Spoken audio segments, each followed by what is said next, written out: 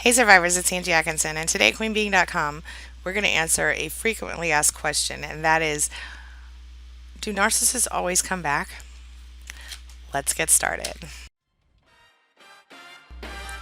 My name is Angie Atkinson, and this channel is all about teaching you what I know to be true. You really can create the life you want. So let me ask you a question. Did you recently split up with a narcissist, whether it was because the narcissist left you for someone else or left you because of some reason or that you left the narcissist? And do you think that maybe you're having second thoughts now? If so, this video is for you. So let's talk about it. As convincing as they might appear to be, narcissists are the type who want to suck you back into their toxic web. Okay, so if you've gone through a breakup or you have made an effort to split from a narcissist and you are now being courted again, or you're having second thoughts about whether to leave them for real or not, then what you have to recognize is that there are a couple different things in action right now. Okay, what you have going on is, number one, the narcissist needs to control.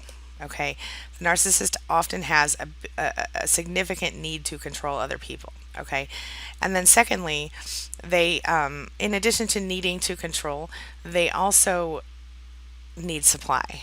Okay, and what do I mean by that? Well, narcissistic supply is such as attention, admiration, adoration, general, you know, drama even is sufficient for narcissistic supply at times. Someone wanting them, someone wishing they had them.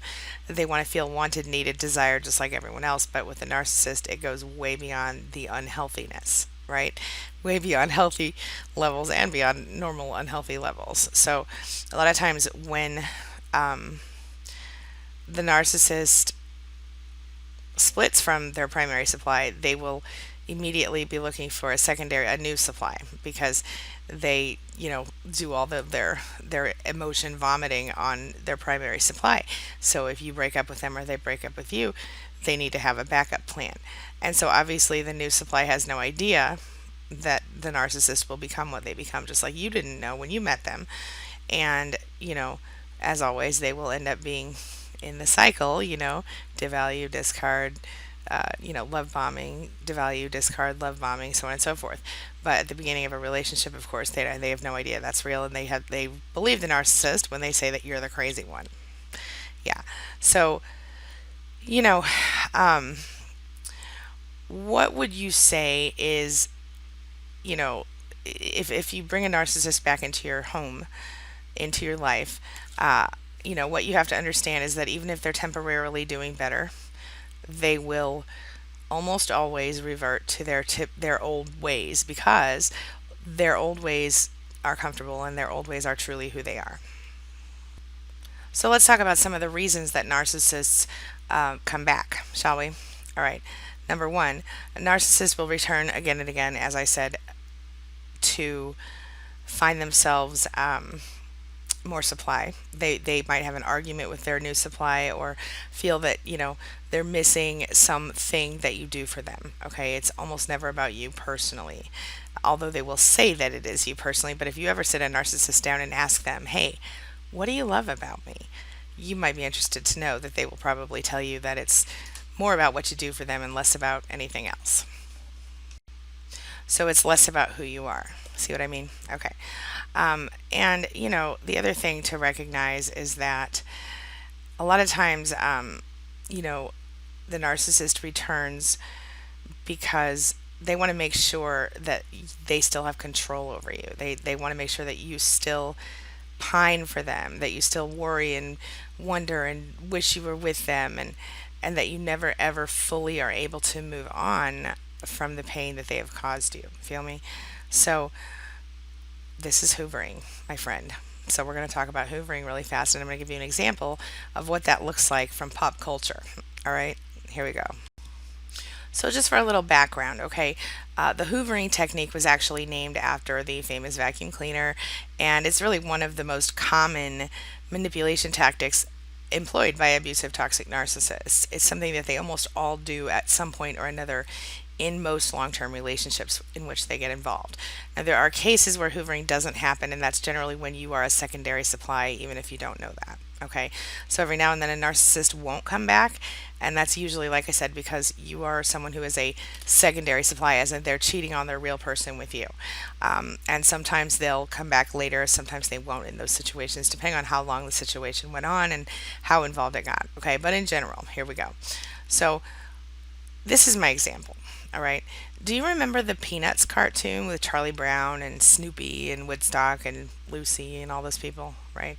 Well, in that time, in the cartoon, there'd be always this little scene where Lucy would be holding the football for Charlie Brown, and she'd be like, "Okay, come and get it. I'm gonna get it." She's holding it, on the ground so he can run up and kick it. This time I'm gonna kick that football clear to the moon!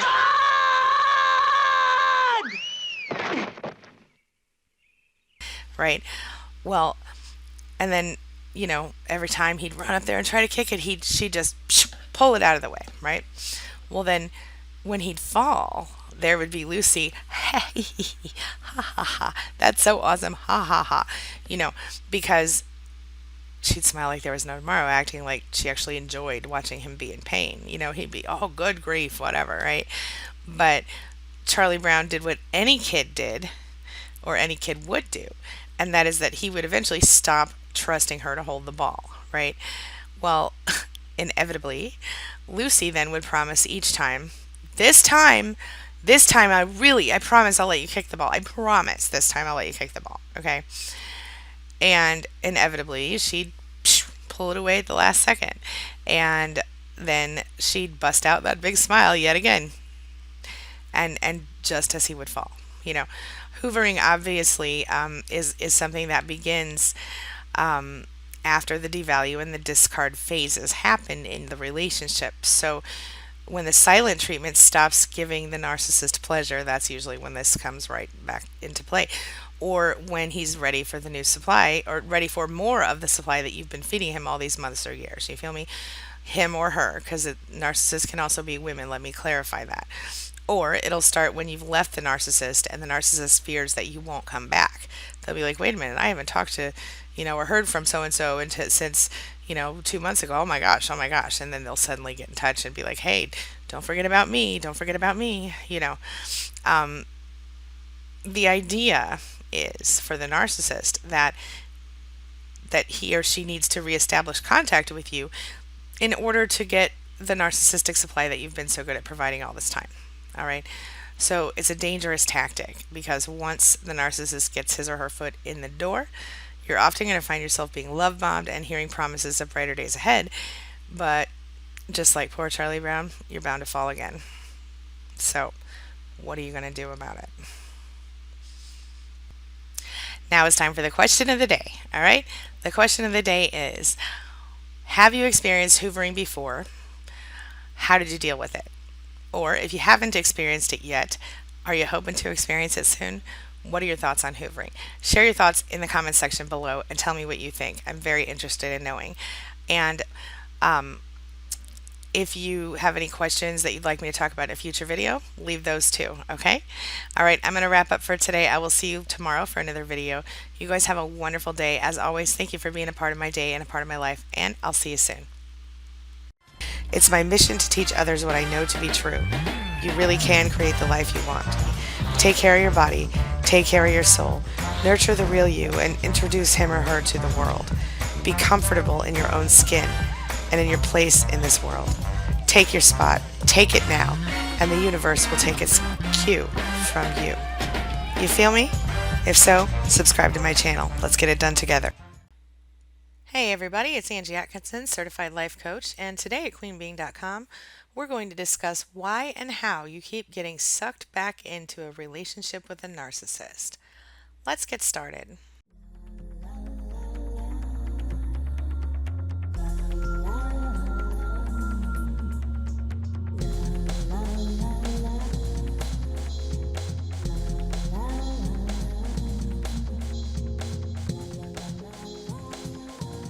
So like I said, my name is Angela Atkinson. I'm a certified life coach, an author, and a survivor. You can learn more about narcissism and narcissistic abuse recovery at queenbeing.com. You can get a free 5-day fear busting e course that I designed specifically for narcissistic abuse survivors at narcissismsupportcoach.com, or check out any of my books at booksangieWrote.com. So let's just get into it. Do you ever ask yourself what's wrong with you? Why you keep going back to the narcissist? Do you wonder why you miss him so much when he was clearly so terrible for you? Or she? Do you ever wonder why he or she won't just leave you alone? Believe it or not, you're not alone. These are some of the biggest questions I hear from readers and coaching clients and viewers as they work through their various narcissistic abuse recovery programs. I mean, almost always when you finally do gather up the nerve to end a toxic relationship, you're going to be faced with a rocky road at first. Now, most narcissists will try to get your attention again after you've been separated, whether that's immediately or after a period of time. And in many cases, survivors of narcissistic abuse will tell you that they do get sucked back in from time to time, sometimes for years, over and over again. Speaking of sucked in, let's remember that narcissists love to hoover you. It's, when they feel like they've lost control of you anyway. And just to remind you, the hoovering technique was actually named after the famous vacuum cleaner company, and it's just one of the many common manipulation tactics that are employed by abusive, toxic narcissists. It's kind of when a narcissist sucks his victim back into the relationship or some version of it. It often begins innocently enough, sort of subtly at first, but it always happens with one target, to regain control. That's always the goal of the situation. Hoovering usually begins after the devalue and discard phases, and that's when the silent treatment has just stopped working to give the narcissist the kind of supply that he wants, or when he's ready for more of the supply that you've been feeding him all these months or years. Or it'll start when you've left the narcissist and he's afraid you won't come back. The idea is that he wants to suck you back in. He needs to reestablish contact with you in order to get that narcissistic supply that you have proven to be so good at providing in the past. Oh, let's not forget the love bombing of it all. So we all know love bombing is often happens at the very beginning of a relationship with a narcissist, whether you're with a male or a female. They may seem to just be instantly your soulmate. They may seem to be the person you've been waiting for forever, and suddenly what happens is that you end up finding yourself in this relationship with someone you don't even really know because they've showed you, and I think we all do that at the beginning of relationships. We all show each other our best selves, right?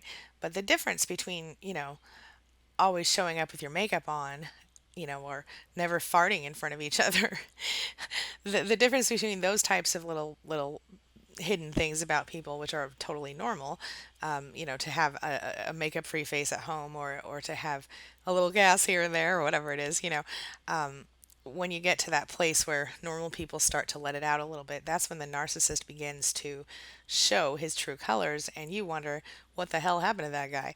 But I've done a whole other video on that. You can check that out on my YouTube channel. All right, moving on. So, what if you're the one trying to get back together with a narcissist? How do you deal with that, right? If you're the one trying to reconnect, you're probably experiencing a great deal of emotional abuse right about now, right? It's exactly the type of thing the narcissist enjoys because they love to be pursued. They want to know that they're wanted and needed. We all love that, but with a narcissist, they play these messed up mind games with you as they're doing that. So you'll repeatedly go through the devalue and discard phases, peppered with brief episodes of reprieve in which you almost catch little glimpses of the person you once knew or the person that you thought you knew, the initial love bomber, as it were. So if you think about it, the psychology of people who have been abused by narcissists can be so altered by that abuse that their reactions to things that happen in their lives, the reactions become not normal, for lack of a better word.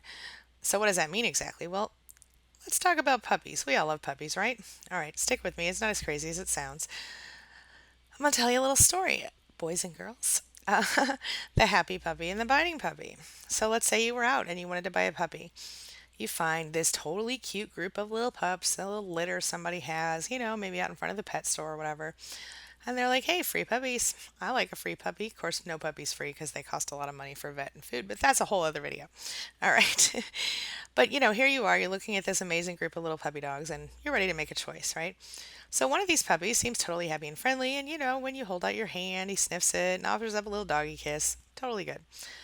Another puppy maybe seems a little stressed, to say the least, and when you hold out your hand, maybe he bites your finger, and he draws blood in the shape of his little tiny puppy teeth. Well, a normal response would be to take the happy puppy home and never think of that biting puppy again. While someone who has experienced narcissistic abuse may find herself or himself going back to the biting puppy and hoping for different results, right? So that person might think, I can fix this puppy. I can help this puppy because nobody's going to love this puppy, but I can love this puppy.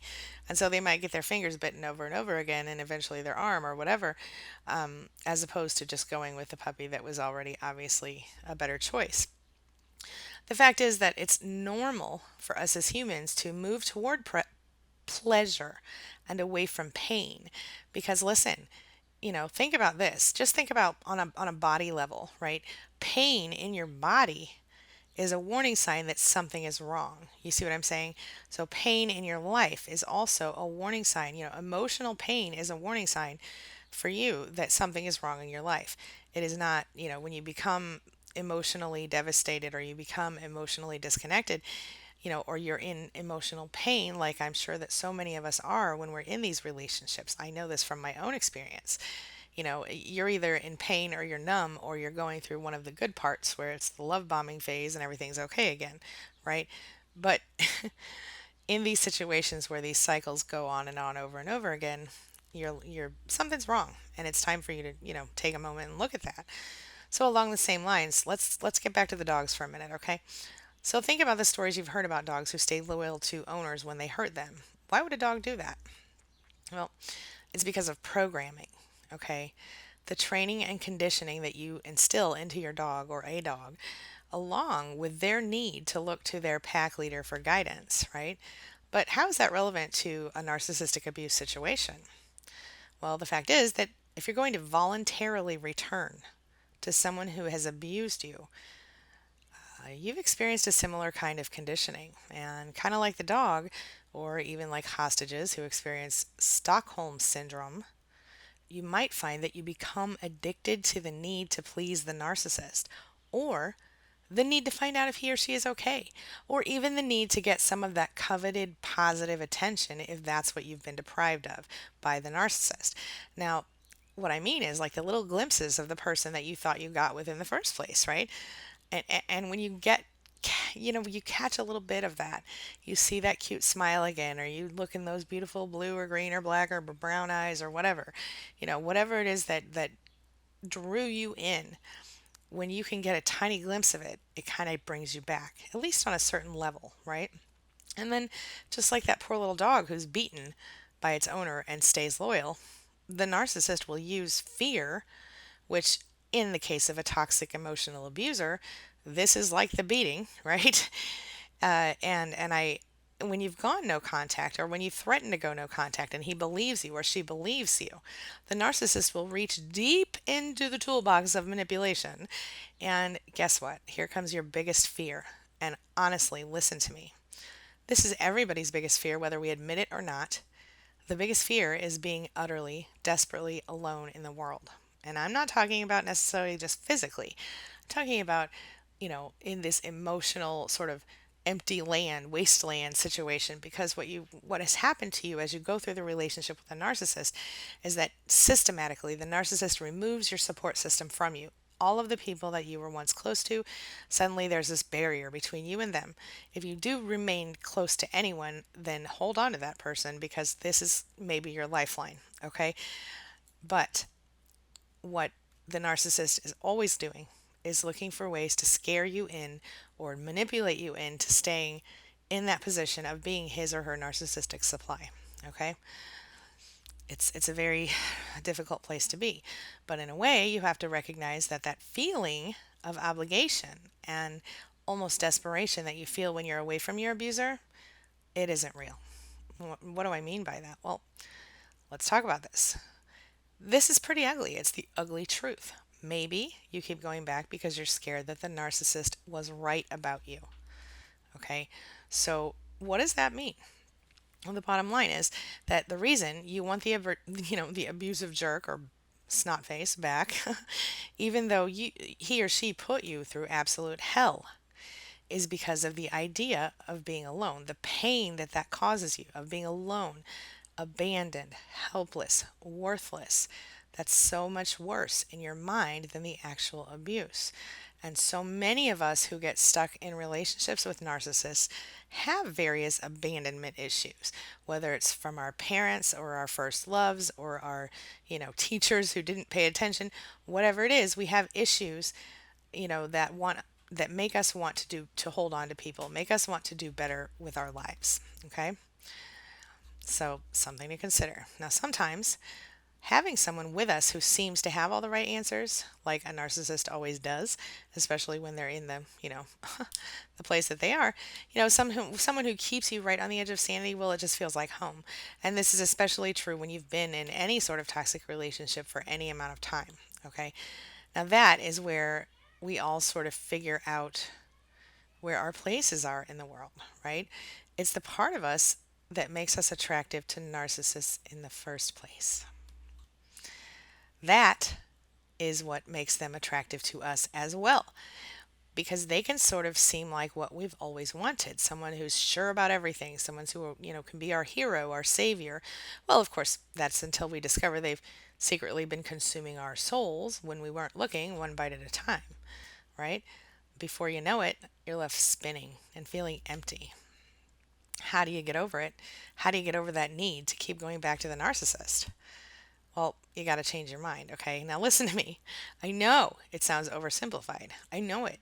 But I swear to you, if you change your mind and you literally decide, choose in your mind that you don't need this person, whether he's a he or she's a she, you will eventually get there, even if you have to fake it a little at first, right? So let's talk about the law of attraction. Whatever your religion is, whatever your form of spirituality is, the law of attraction is a universal law, okay? And you can call it whatever you want to call it, but the fact of the matter is that whatever you're putting out there into the world, you're getting back threefold or tenfold or whatever you want to say. Your energy definitely affects your life, your choices, your thoughts, your intentions, okay? So one thing that I suggest is using the law of attraction to your advantage by using a simple to remember mantra or affirmation that you repeat to yourself anytime you have feelings or thoughts that make you want to go back to the narcissist, right? And if you have to, maybe create a little narc resistance file where you write down all of your reasons for leaving and staying away. And make sure you're very honest with yourself because, listen, nobody needs to see it. Just a little tip from me to you. I have Evernote on my phone and I love it because I use it for writing blog posts when I'm out in the world. Of course, with Evernote, you can use it anywhere. This is definitely not a paid endorsement and I didn't even intend to talk about this, but whatever you need, find yourself a little, and if you're worried about, if you're still in the relationship with a narcissist and you're working on ways to get out, maybe you want to get one of those little, behavior diaries or, even one of the kid friendly, diaries that have the lock on it that you can hide in your phone or whatever. Or just get yourself a little notebook, right? No one needs to see it. Just write down all of the things that you're going away for. In fact, I have a video over on YouTube called 103 Things You No Longer Have to Put Up With When You Go No Contact. That might be some good motivation for you as well. Okay? Anyway, so let me ask you a question as I'm about to close out this video.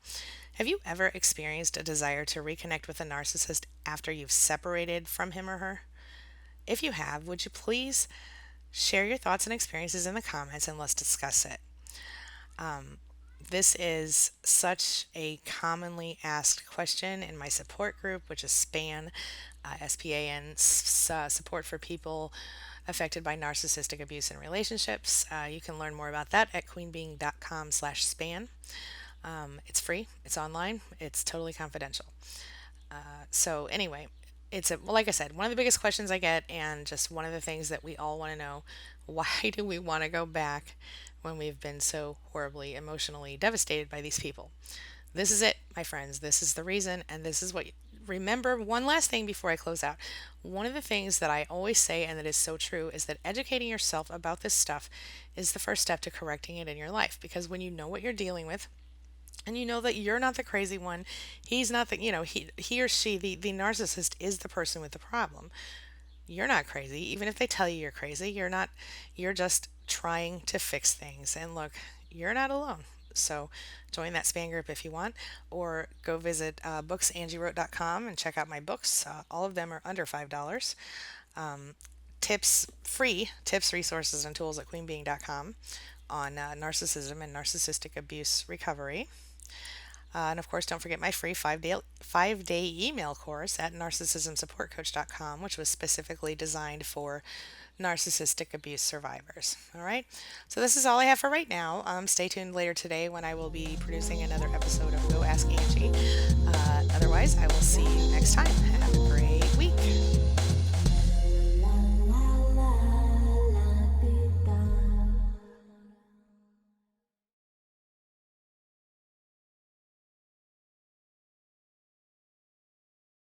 Coffee time. I like coffee. Good stuff. Good morning, survivors, and happy Saturday.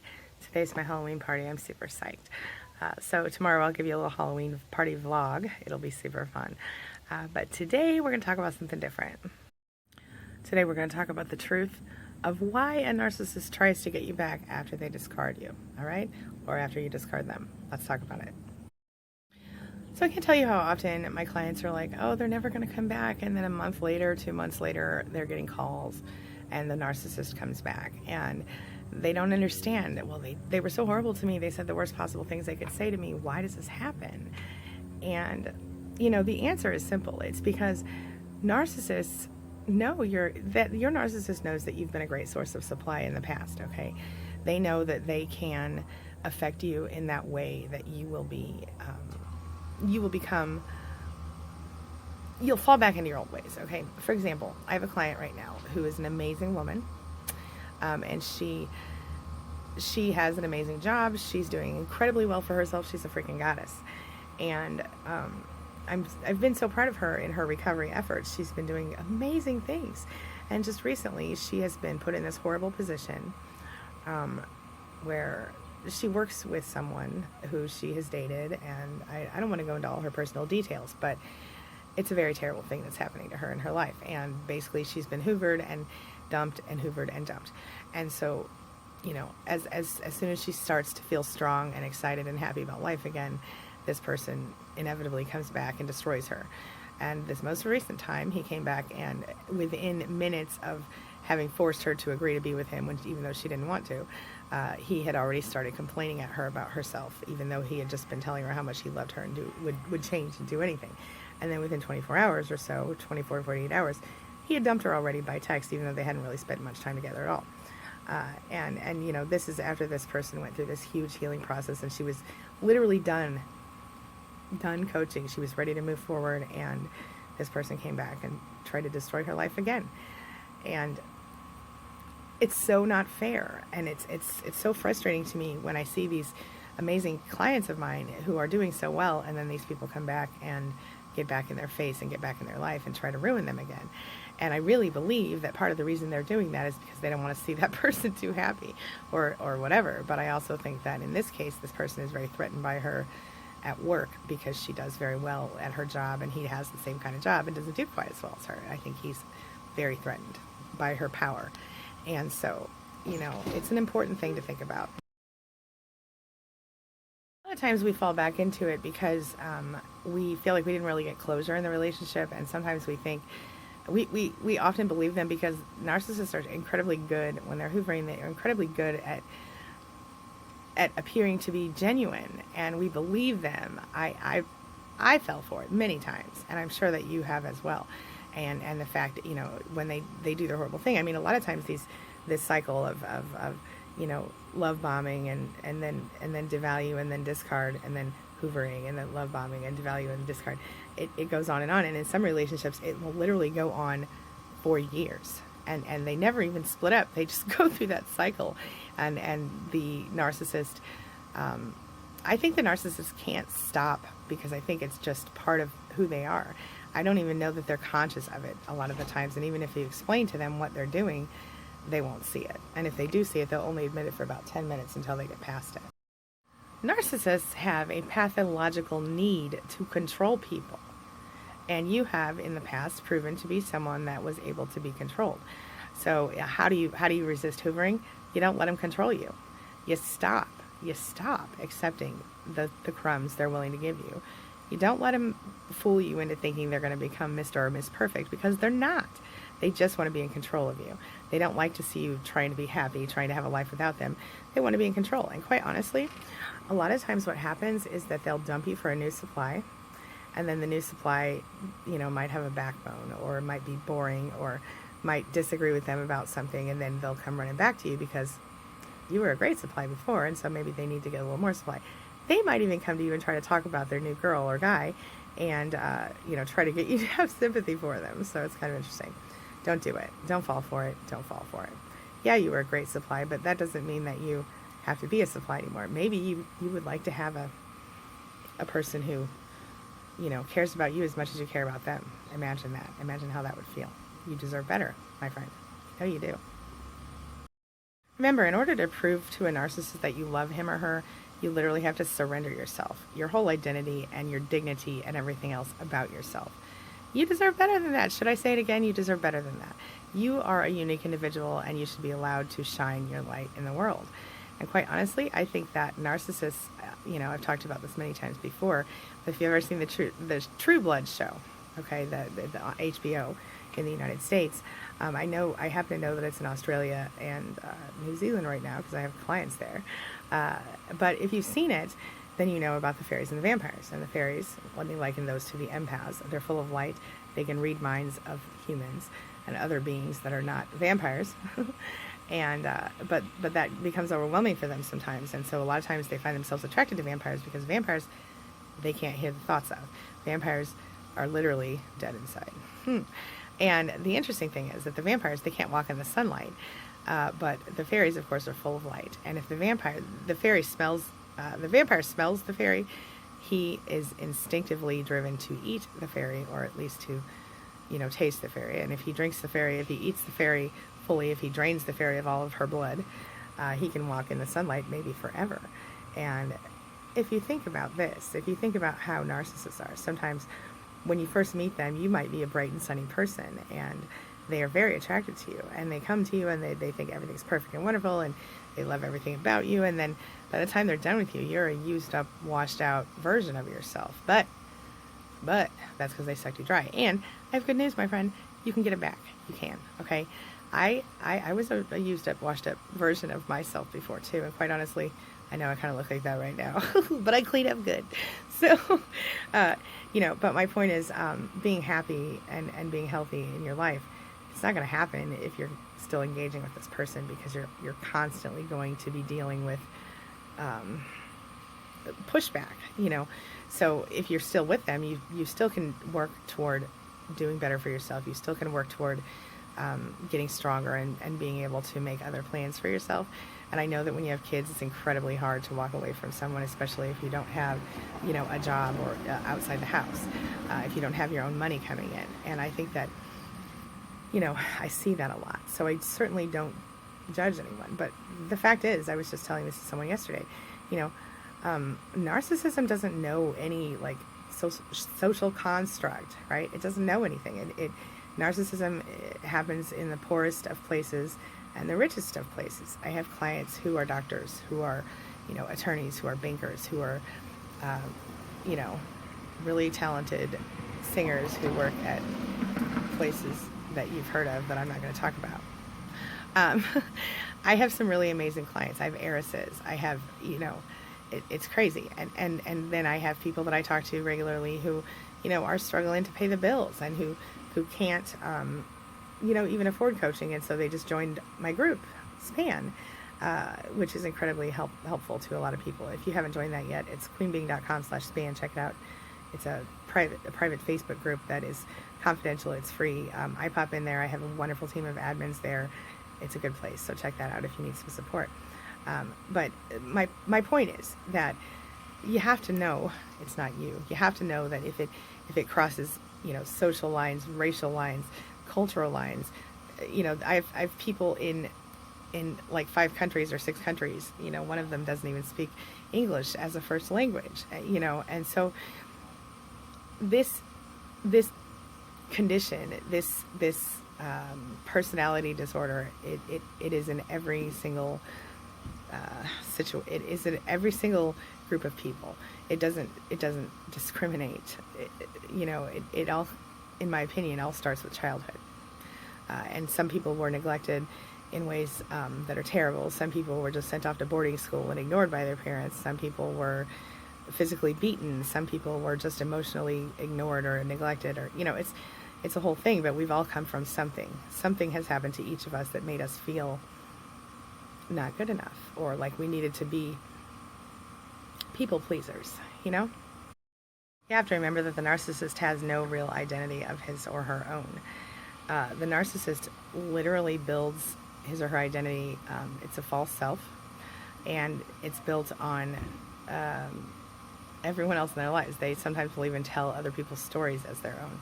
They'll tell other people's jokes, that they've heard. They'll pick up, different idiosyncrasies of people, and they kind of throw all these things together and create this false self. But if you actually got to, and you have, I'm sure, actually gotten to know the narcissist, then they don't like to sometimes, they don't like to be called out. They don't like to, if you like, say if your narcissist was using someone else's catchphrase, and their catchphrase was like, "Hey girl, hey," or something, then, they would come into every room, "Hey girl, hey," and try to, make it their own. And there's nothing wrong with picking up a catchphrase from somebody, believe me, but when you get to this place where, I don't know, I've experienced this throughout my life, where people would try to do the things I was doing or say the things I was saying or whatever, and I'm sure you have too, and it's exhausting sometimes. It doesn't make me mad, makes me feel a little bit, at first it's flattering, and then it becomes annoying, especially if they, in my case, people would like steal my work and stuff, and that's frustrating, like my writing and stuff. But even before that, I remember, well, I don't want to go into any details. I don't want to call anybody out of my own life right now. So, but sometimes, here's the thing, okay? Narcissists are never attracted to boring people. They're never attracted to ugly people, and they're never attracted to stupid people. So, hey, there's something. If you've been with a narcissist, then I promise you this: you're not stupid, you're not boring, and you're not unattractive. Okay? Maybe you feel like you're unattractive now because you've been used up and put away. But if you do, check out my Brain Sexy Back list, because you can do that too. All right? It's right here on my channel. So anyway, I think I'm going to wrap up for today. But I think the main issue here is that narcissists want you back because they want to control you. They want you back because they don't like that maybe you'll eventually move on, or they don't want to see you happy. It's all about control. You have to remember that no matter how it looks, the narcissist is never truly happy, and they can't be. They don't know how. They are so wrapped up in their own drama and bullshit that they'll never be happy, and you can't make them happy. It's not your fault. It's their fault. They have a lot of self-growth to work on, and they never will, because, of course, they aren't able to admit or acknowledge that there's anything wrong with them. And if you're worried about how well they're going to treat a new supply, know this. When you met them, didn't they tell you that their exes might be crazy, or something terrible about an ex? They cheated on them, or they abused them in some way. They almost always tell you that. And then, guess what, my friend? They're going to talk about you the same way to someone. They're going to project whatever they did to you onto you. It tends to be the case. So be aware that you might be getting smear campaigned. Be aware that if they've moved on with a new supply, that as the relationship begins, it will be very much almost identical to the one that you had with them in the beginning. And as they realize that the new supply will give them supply, it will become more and more like the one you had. And I promise you, within a short time, that person will be dealing with almost identically what you were dealing with. And the thing about that is that, in my opinion, you should feel sorry for that person, not jealous of them, because you get to move on and start your life. That person has to stay there and deal with that bullshit and abuse. And so I'm not saying that I'm happy that's happening to that person. I don't want it to happen to anybody. And I'm hoping that maybe that person will see this video and they'll get out too. But But for now, you have to take care of yourself. You can't worry about anybody else. You already know if you try to tell them this new supply about the narcissist that they won't believe you. Because if you think about it, if you've ever been in a situation, well, think about when you were with the narcissist at first, and think about how when you tried to, if anyone would ever have come to you and said, he's crazy, he's abusive, he's this and that, you would have, or she, you would have never believed that person, and you would have in fact immediately probably told the narcissist, and they would have immediately cleared your worries by explaining that it was that other person that was crazy, and you would believe them because you were in, that love bombing phase, and you didn't see any reason to doubt them. What, Kittle? Kittle had some things to say about that. I don't want to hurt your feelings when I say this, but when the narcissist comes back, it's not because he or she is in love with you. It's because they want to control you. It's because they need your supply. It's because they don't like that you're happy without them, or it's because they're bored with another supply and they just want to use you. Okay? It's the truth. Remember one more thing before I close for today. Remember that a narcissist's primary goal is to please themselves, to uphold their false selves, and it's to keep themselves believing in their false self. And you've helped them do that for a long time, or you had helped them do that for a long time, and so they want to have you do that with them again. And that's what it all comes down to. You're better than that. Don't let them keep controlling you. Remember that you deserve to be happy, my friend. It's so important. Okay? If you can't be happy in your life, what's the purpose? You know what I'm saying? Happiness is one of our rights as human beings, and you have the right to be happy and at peace in your home, in your life. You shouldn't be scared to come home, and you shouldn't feel overwhelmed by the person you're living with every day. Okay? Have a wonderful day, everybody. Have a wonderful weekend. I'll see you tomorrow for another vlog, and I'll see you Monday for more. Okay? If you have questions, comments, concerns, things I can help you with, leave them in the comments below. Otherwise, I'll see you later. Don't forget to visit queenbeing.com if you have more questions about narcissism, narcissistic abuse recovery, and all that stuff. And don't forget to visit just go to queenbeing.com. You can find almost everything you need there. Unless you're looking for books, then you can find those at booksangiewrote.com. And even if you want to schedule a coaching session with me, or you want to pick up my free 5-day email course, I've got those on the front page now at Queen Being too. All right? Okay, you guys. I'm outie. Have a good day. Thanks for letting me be a part of your life and a part of your recovery. As always, it means a lot to me. And thanks for being a part of mine. See you soon. Hey guys, it's Angie Atkinson, and today at queenbeing.com we're going to talk about hoovering, what it is, and how you can deal with it if it happens to you. Let's get started. Okay, so you know how it's always hard to deal with a narcissist. And that's true whether you're still in the toxic relationship with them or if you've recently left one. But due to a narcissist's behaviors and patterns, there are times when we find ourselves feeling weak, almost powerless to resist their charms, even when we know better. One of those times, of course, is during the narcissistic hoovering phase, and that's why we're talking about hoovering and how you can deal with it. So, what is hoovering anyway? Well, the hoovering technique is one that was named after a famous vacuum cleaner company. Y'all know which one I'm talking about, right? And it's one of the many common manipulation tactics that is employed by abusive, toxic narcissists. It's when the narcissist sort of sucks his victim back into the relationship or some version of it. And it often begins innocently enough, right? So, kind of subtly. And it always happens with one target in mind, and that is, of course, to regain control of the narcissistic supply. That's you, my friend. Yeah, so I'm going to provide you with kind of a simple and funny example of hoovering that will kind of give you an idea of what it really looks like and maybe help you to kind of look at it in your own life, okay? So this is Charlie Brown. Okay, how Charlie Brown and Lucy, you know Lucy, right? This is how they can demonstrate this kind of technique or tactic. So let's just do it. Remember in the Charlie Brown cartoon and the Peanuts cartoons when Lucy would always hold the football for Charlie Brown, and every time he would try to kick it, she'd pull it away and he'd fall right on his head. And when he'd fall, she'd smile like there was no tomorrow, actually enjoying his pain, right? Well, Charlie Brown, of course, would do what any other kid would, and that's he'd stop trusting her to hold the ball. But inevitably, Lucy would promise each time that this time she would really let him kick the ball. And inevitably, he'd fall for it. And also, inevitably, the woman, the girl, would pull it away at the last second, and then she'd bust out that big toothy smile again just as he fell. One more time. Yeah, hoovering, that's it. It usually begins after the devalue and discard phases, when the silent treatment has stopped giving the narcissist pleasure. And when he's ready for more, he or she is ready for more of that supply that you've been feeding them for all these months or years. Or it'll start after you've left your narcissist and he or she fears you won't return. The idea is that the narcissist needs to reestablish contact with you in order to get the narcissistic supply that you've proven to be so good at providing.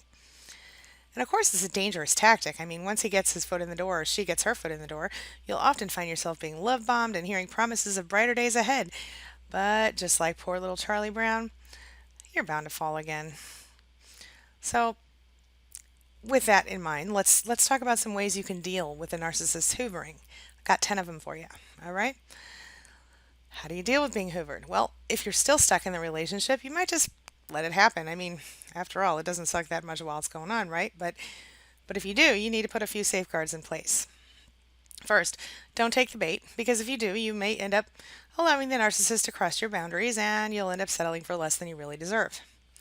Plus, you don't want to allow yourself to start doing things that you wouldn't normally do, and you definitely don't want to stop taking care of yourself in order to take care of the narcissist's needs. That's exactly what they want. And most importantly, you don't want to give up your own independence during this time, especially if you just recently gained it. Okay? But in general, I'm going to give you some guidelines here, and these are the best ways to cope with hoovering by following these guidelines. Okay? So number one, do not let your boundaries be changed or broken during the hoovering phase. It's too easy to give in during this phase. Don't do it. Number two, if you've put safeguards or consequences in place due to the narcissist's bad decisions, you need to keep those in place even during hoovering and especially during hoovering. Okay? Number three, know that this phase will end and you'll be back to normal status with the narcissist at some point. Look at previous patterns for an idea on how long it might last. Make a special effort, this is number four. Make a special effort to maintain your healthy activities and relationships and even increase engagement with these healthy situations in order to strengthen your recovery efforts, because the narcissist is actually trying to prevent you from recovering from the abuse that you've been subjected to by hoovering you. Okay? Number five, a lot of times we use hoovering to bargain with our narcissists. This is not productive. We try to create positive change in our relationships, whether they're current relationships or they're co-parenting relationships or whatever. We try to use these times to create positive change in our relationships. Because during this time, the narcissist seems so receptive, more so than usual anyway, to our requests. And the unfortunate thing is it never lasts. And so you've got to understand that most of the time, any positive change that is created during this time will be short-lived, and you're really only setting yourself up for disappointment by engaging yourself with that. Okay? Number six, also keep in mind that as big of a jerk as the person can be, a narcissist is someone who has a personality disorder. Mood swings, rapidly changing ideals, etc., all a big part of that. So there is an actual, I want to say disability there, but I don't know that disability is the right word, but there's a problem. There's a disorder. Okay, so number seven, remember that knowledge is power. Educate yourself about NPD and make an effort to understand what you're really dealing with, because a lot of times understanding leads right to overcoming the issue. You're already on the right path for that because you're sitting here watching this video right now, so good for you. All right, next up, number eight, don't allow yourself to depend on the narcissist emotionally, okay? Because we all know they're going to disappoint you every single time. And this is especially true when it matters the most to you, okay? The hoovering phase can cloud your judgment and might even end up you could even end up setting yourself up for some real emotional devastation, if you allow your narcissist to lull you into a false sense of security and intimacy. Number nine, if you have been physically abused and the hoovering is an attempt to make you forget it, don't. Get some help instead, because quite honestly, your life might depend on it, my friend. So check out the emergency domestic violence page on queenbeing.com or reach out to your local authorities. Do something. Don't waste a minute, because You really need to take care of yourself, and I'm not joking when I say that your life literally could depend on it. Okay? Finally, number 10, understand this deal for what it is. The narcissist does not love you, and I'm sorry to have to break it to you. The narcissist just isn't capable of love. It's not your fault, it's the narcissist's fault. Okay? In fact, at this point, you've just become a pawn in the game that the narcissist is playing. And it's time that you get off the roller coaster, my friend, as soon as you can. Go no contact or low contact if you can, and if you can't, completely cut all contact, well, then at least try the gray rock method to minimize the damage. Okay? The bottom line is that the one thing that you can count on with a narcissist is that they don't change. They might get better at hiding their true selves for a while, and they might pretend to change for a while just to get you back, but they certainly don't ever actually change. So, in a moment here, I'm going to explain to you exactly what I mean by that, all right? All right, so here's a fact.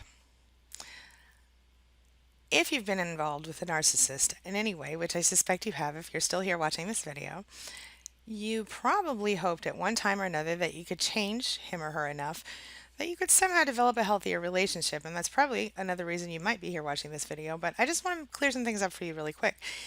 You know, a while back, a reader asked me kind of a serious question, and it really struck home with me. Okay, she said, "You know what? My girlfriend has the silent treatment mashed, with the pathologically lying mashed, with being unemotional mashed, with previously uncommitted, even though she told me she never cheated on a mate, mashed, with a bunch of other garbage. Is there any way to get through this crap and be together in the future, or am I just kidding myself? I mean, seriously, hit me with it. I can take it. Does a person like this ever really want to get better? Do they ever take the step of getting help, or do words really mean crap when it comes to this stuff? She's told me time and time again that she would fix it and get help, but has yet to do anything." How about that? Have you been there? All right. Well, my first thought after I read the question was basically, well, maybe it's possible for a narcissist to change, but I've never seen it happen, right? But here's the thing. Whether or not it's possible for a narcissist to change might be debatable. The question is whether or not he or she is willing to change, right? And the answer, in my experience, is almost inevitably hell no, they're not willing to change. They think they're perfect as they are. But that's because 9 times out of 10, the narcissist does not see a problem with his or her behavior and then blames issues that they do have on everyone around them rather than, I don't know, looking inside for answers, right? Okay, so even so, I'm not the be all end all authority on this. Nobody is, right? I'm just a researcher, a life coach, author, and of course, someone who has experienced life with a narcissist on, unfortunately, more than one occasion. But I decided, you know what? I don't know everything. I'm going to go ahead and do some research so I can get a totally solid answer here, right? So this is where it gets hairy, as you could probably imagine. There are various schools of thoughts on this, and there's no one answer, but I'm going to share with you what some experts say about this topic, all right? So let's start with, excuse me, my nose is itchy.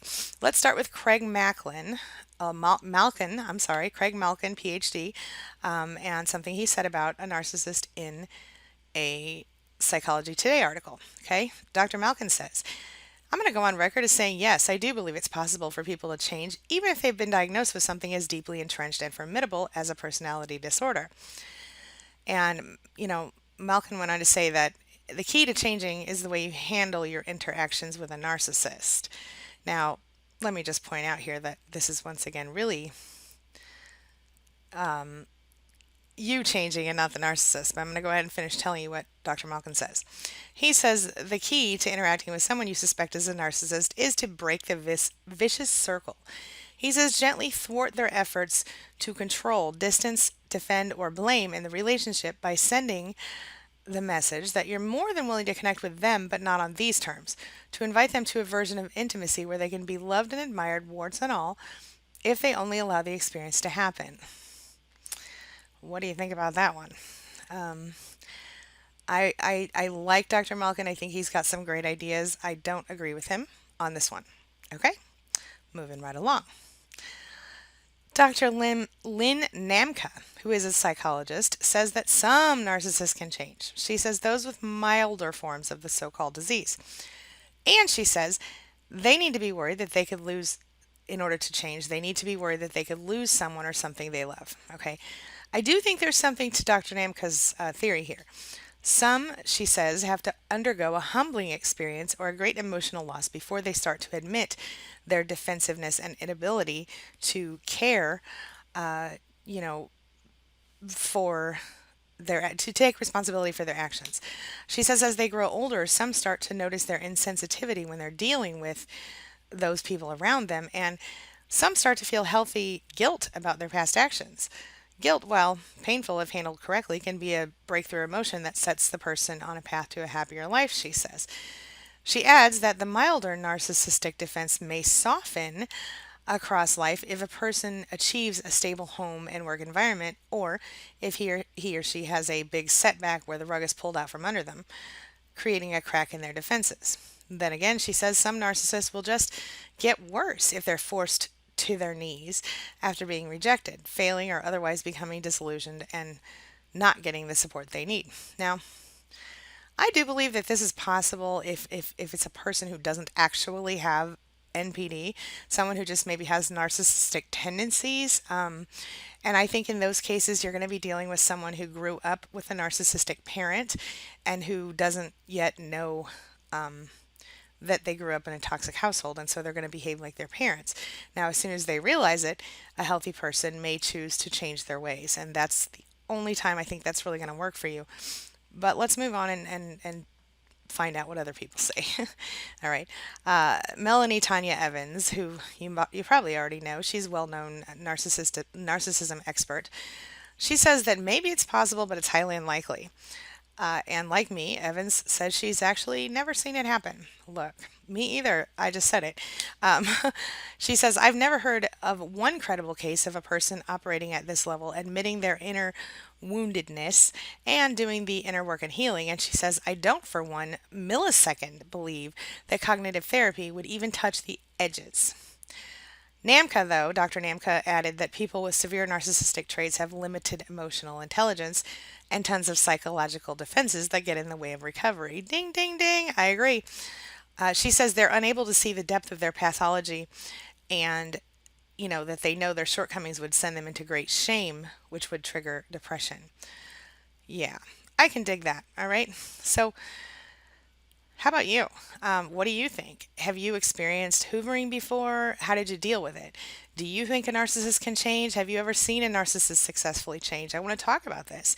So, if you would, please take a minute and write down there, share your thoughts and your experiences in the comments. You never know who you can help by sharing something that happened to you or something you thought about or something you've been through in this situation. Okay.